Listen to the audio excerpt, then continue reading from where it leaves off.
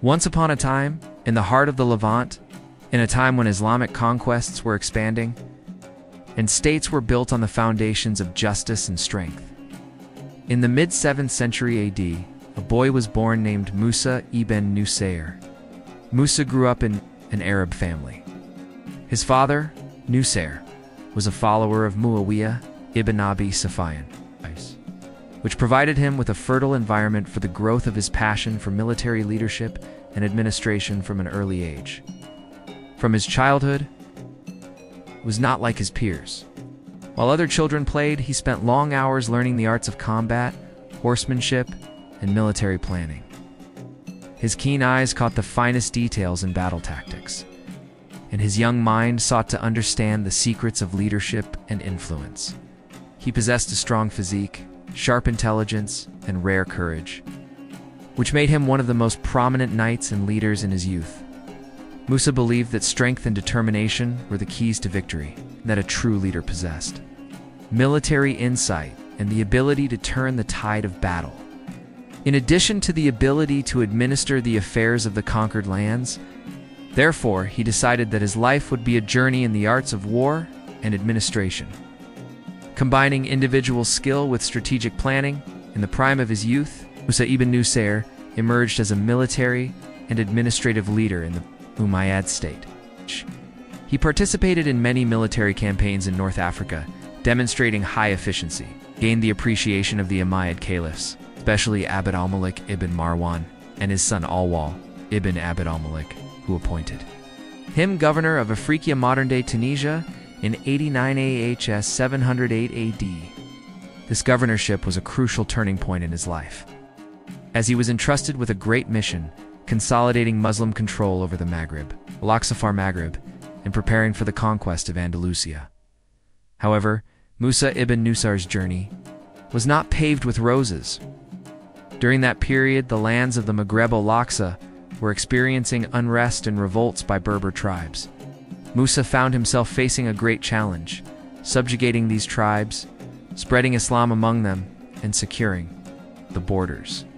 He had to deal with the rugged terrain, tribal resistance, and scarcity of provisions. The long nights he spent planning and the nights he spent confronting revolts were proof of his patience and wisdom. Despite these challenges, Musa ibn Nusayr never ceased to contribute. He understood that his role as governor and commander was to illuminate the path for his nation, and that conquest was not limited to military control, but also included spreading justice and knowledge. He continued to organize armies, build fleets, secure cities, and spread Islam among the tribes.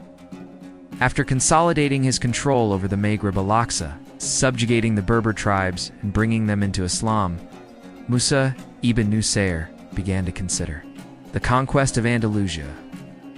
Andalusia at that time was under the rule of the Visigoths, who were suffering from internal weakness and conflicts over the throne, in addition to their oppression of the people.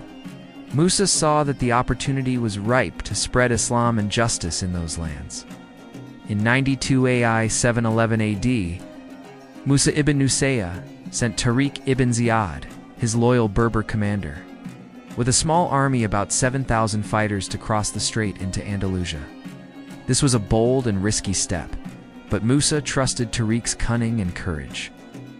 After Tariq's victory in the Battle of Wadi Laka, Battle of Guadalete, and the conquest of many cities, Musa ibn Nusayr decided to follow him with a larger army, about 18,000 fighters, to complete the conquest.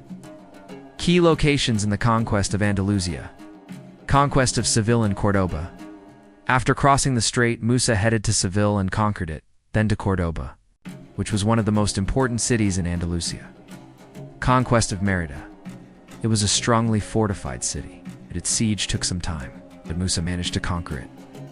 Conquest of Toledo, the capital of the Visigoths, which Tariq ibn Ziyad had conquered before Musa's arrival.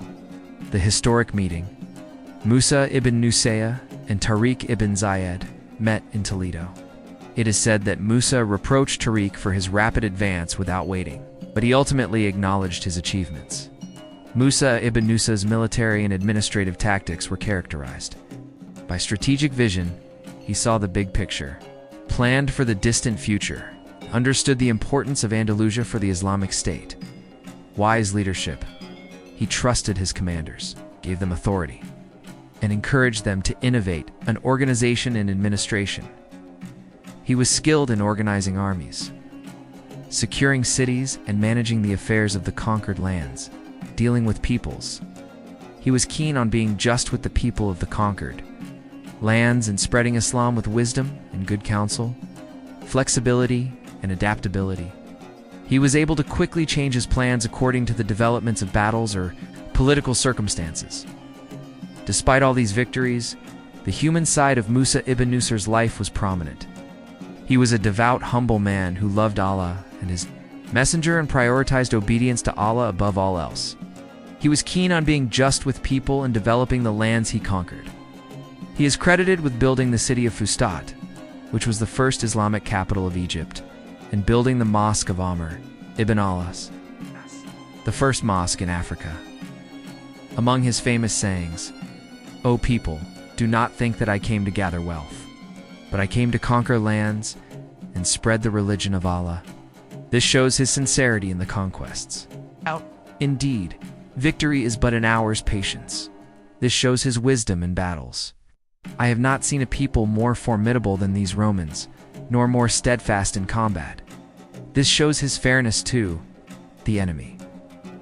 After the conquest of Andalusia, Caliph Al-Walid ibn Abid al-Malik ordered him to return to Damascus. This return was fraught with difficulties, as some of his opponents in the Umayyad court tried to undermine him. Musa ibn Nusayr arrived in Damascus laden with spoils and captives, and he presented the Caliph with a detailed report on the conquests. However, fate had a harsh ordeal in store for him. After the death of Al-Walid ibn Abd al-Malik and the ascension of Suleiman ibn Abd al-Malik to the caliphate, Musa ibn Nusayr suffered severe injustice. He was accused of embezzling funds, removed from his post, had his wealth confiscated, and was imprisoned. These blows were painful for a great commander who had served his nation with devotion. He felt wronged and pained, but he accepted it. With patience and faith, Musa ibn Nusayr died in Wadi al-Qura near Medina in 97 716 AD, after a life full of jihad and contribution, and after a harsh ordeal. The conqueror of Andalusia departed in body, but his leadership spirit and his imprint on Islamic history remained alive, inspiring generations. His story is the story of a human being who transformed from a military commander into a great conqueror. The story of a leader who was never defeated in battle, and who left a legacy of conquests and administration that changed the face of history. The story of Musa ibn Nusayr teaches us that sincere faith can transform a person and enable them to achieve the impossible, that determination and perseverance are the keys to achieving victory even in the most difficult circumstances. It reminds us that true leadership lies not in position, but in the ability to inspire people and achieve great goals. Musa ibn Nusayr was a model of the brilliant military and administrative leader who combined courage and wisdom and left an indelible mark on the history of human civilization. Let generations be inspired by the story of this great commander, and let them follow his courage and sincerity, and let them know that true victory is the victory of the spirit over despair. And that knowledge is the light that illuminates the paths of darkness and reveals the secrets of leadership and triumph.